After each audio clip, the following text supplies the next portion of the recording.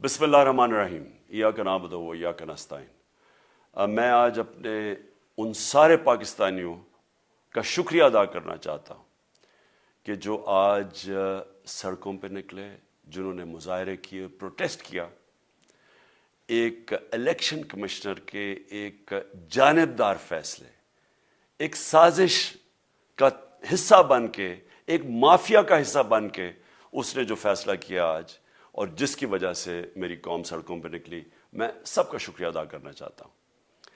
پہلے تو میں اپنی قوم کے سامنے یہ رکھنا چاہتا ہوں یہ کیا فیصلہ ہے، یعنی یہ توشہ خانہ کیا چیز ہے۔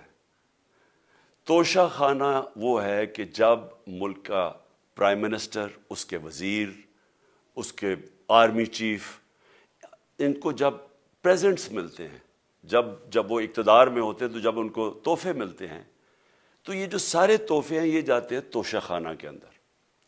ایک پورا ریکارڈ ادھر قائم کیا جاتا ہے۔ اس توشہ خانہ سے ایک قانون کے تحت آپ فیصلہ کر سکتے ہیں کہ میں ایک آدھی قیمت، ہمارے دور میں آدھی قیمت ہم دے کے ہم وہ خرید سکتے ہیں وہاں سے۔ سارا ریکارڈ اس کا ہے پڑا ہوا توشہ خانہ میں۔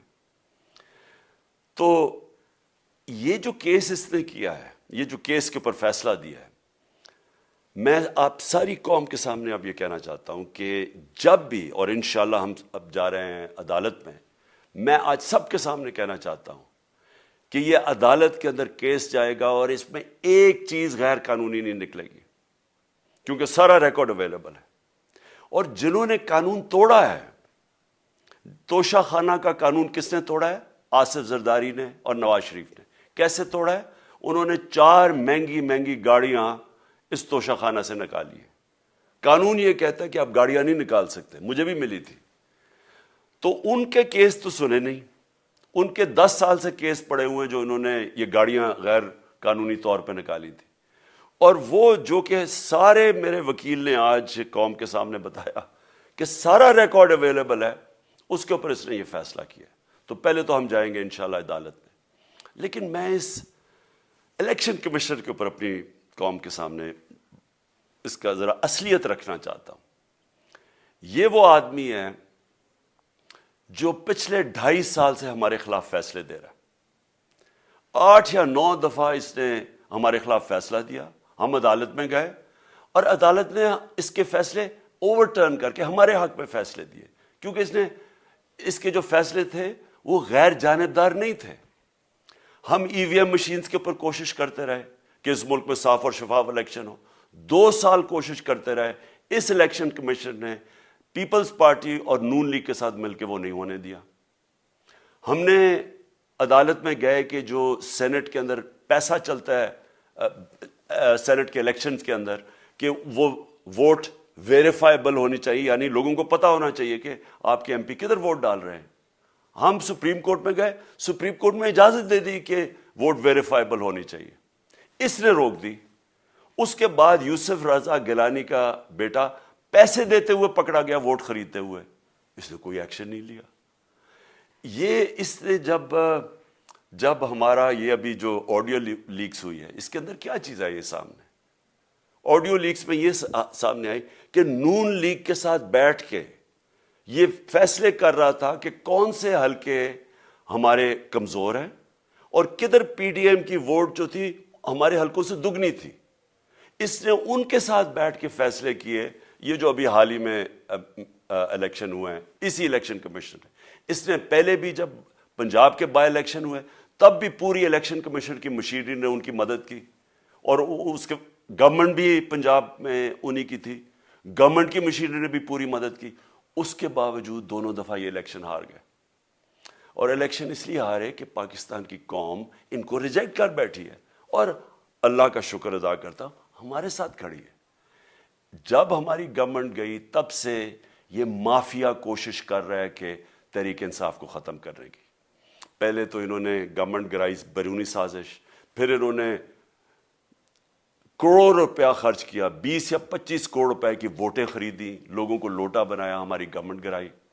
اس کے بعد جب ہم نے مظاہرہ کیا، پرامن مظاہرہ، آئین اور قانون میں رہتے ہوئے، ہمیں آئین اجازت دیتا ہے پرامن احتجاج کرنے کی، ہم نے پرامن احتجاج کرنا تھا۔ انہوں نے جس طرح ایک بیرونی جو آج بھی وہ سائفر اویلیبل ہے جس میں واضح ہے کہ ان کو باہر سے مل کے انہوں نے ایک گورنمنٹ گرائی تھی. سب کو پتہ ہے سندھ ہاؤس میں 25 کروڑ روپیہ چلا اور گورنمنٹ انہوں نے گرائی. اس کے اوپر مظاہرہ ہم نے کیا 25 مئی کو. انہوں نے جس طرح کا ظلم و تشدد کیا ہمارے اوپر پاکستان کی تاریخ میں ایسے کبھی نہیں ہوا. عورتوں بچوں کے اوپر دیکھ رہے ہیں فیملیز, انہوں نے شیلنگ کی, گھروں میں گھس گئے رات میں, جو پنجاب پولیس کو انہوں نے استعمال کیا, اور انہوں نے سمجھا کہ پارٹی کراش ہو جائے گی. پھر بھی نہیں ہوئی. پنجاب کے بائی الیکشن ہار گئے. پھر انہوں نے میرے اوپر کیسز کرنے شروع کر دیے. کبھی عدالت میں ایک کیس ہوتا, کوئی 24 FIR ہے میرے اوپر. دہشت گردی کا میرے پہ کیس کر دیا. کیا کیس تھا؟ ساری دنیا میں رپورٹ ہوا وہ کیس. کیس کیا ہے کہ عمران خان کہہ رہا ہے کہ ریمانڈ پہ بھیجنے کے لیے ایک جس کے اوپر تشدد ہوا ہے, کسٹوڈیل ٹارچر ہوئی ہے شہباز گل کو, کہ ہم قانونی کارروائی کریں گے. اس کے اوپر دہشت گردی کا کیس کر دیا.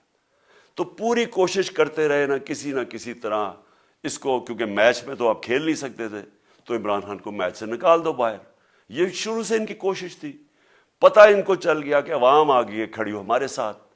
بڑے میں جلسے ہوئے ہیں, کبھی اتنے بڑے جلسے ہوئے ہی نہیں پاکستان میں. اور پھر یہ جو ابھی جو الیکشن ہوا ہے اس کے اندر پوری پلاننگ کرتے, ایک کینڈیڈیٹ کھڑا کر کے پھر بھی ہار گئے. تو یہ مجھے پہلے ہی پتا تھا کہ انہوں نے اس کا رزلٹ کیا آنا ہے. میری ساری پارٹی کو پتا ہے, میں نے ان کو واٹس ایپ کیا, اپنے سارے لوگوں کو بتایا. مجھے کل رات میں نے سب کو بتا دیا کہ اس نے ڈسکوالیفائی کرنا ہے, کیونکہ یہ اس سازش کا حصہ ہے, یہ مافیا کا حصہ ہے. اور مافیا کیا کوشش کر رہی ہے, یہ ذرا ساری قوم سن لو. جو پاکستان کی سب سے بڑی پارٹی ہے, جو فیڈرل پارٹی ہے, باقی پارٹیز تو اب صوبائی پارٹیز رہ گئی ہیں, چھوٹی سکڑ کے ہو گئی ہیں فیملی پارٹیز. جو سارے ملک کے اندر ایک فیڈرل پارٹی ہے, اس کو ختم کرنے کی کوشش کر رہے ہیں. اور یہ میں پھر سے اس ملک کی تکلیف دے جو ہمارا تاریخ کا حصہ تھا, جب ایسٹ پاکستان ہمارے سے علیحدہ ہوا, کیا ہوا تھا؟ جو پارٹی کو سب سے بڑا مینڈیٹ ملا اسی پارٹی کو ختم کرنے کی کوشش کی. ملک کا جو ہوا وہ تاریخ کا حصہ ہے.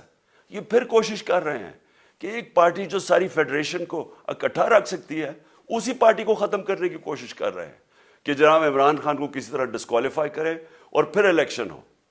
اور پھر مجھے اور نواز شریف کو ایک ہی طرح دکھایا جا رہا ہے کہ اچھا جی عمران خان بھی ڈسکوالیفائی ہو گیا تو نواز شریف بھی ہو گیا.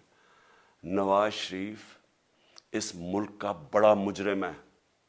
30 سال سے چوری کر رہا ہے اس ملک کا پیسہ باہر. بڑے بڑے محلات ہیں اس کے اور اس کے بچوں کے باہر. ایک رسید نہیں دکھا سکتا کہ پیسہ کدھر سے آیا. میں نے کرکٹ کھیلتا تھا تو میں نے ایک فلیٹ خریدا. میں تو پبلک آفس ہولڈر بھی نہیں تھا. 34-35 سال پہلے میں نے فلیٹ خریدا جب کرکٹ کھیلتا تھا. اس کے باوجود میں نے 8 مہینے عدالت کے اندر ایک ایک رسید بتائی کہ مجھے کدھر سے انکم آئی, کدھر سے آمدنی آئی, اور باہر سے حلال کے پیسے کی جو میں نے جو خرچہ جو خریدا فلیٹ, اس کو جب بیچا بینک کے تھرو پاکستان میں پیسہ لے کے آیا, اپنے ملک میں پیسہ لے کے آیا. اس کی بھی منی ٹریل تھی.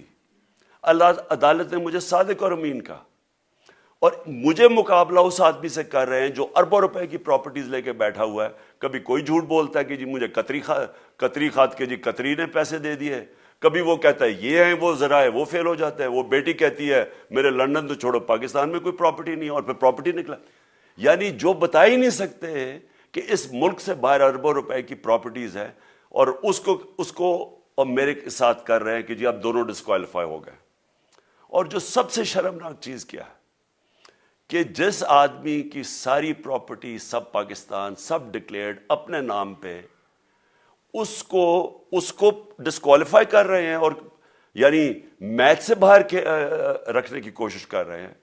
اور کن کو اس ملک میں بچایا جا رہا ہے؟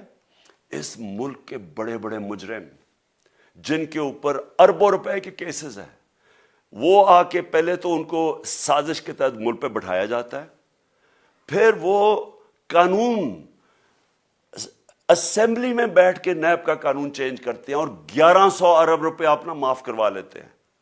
قوم جب نیچے پسی ہوئی ہے آج مہنگائی میں,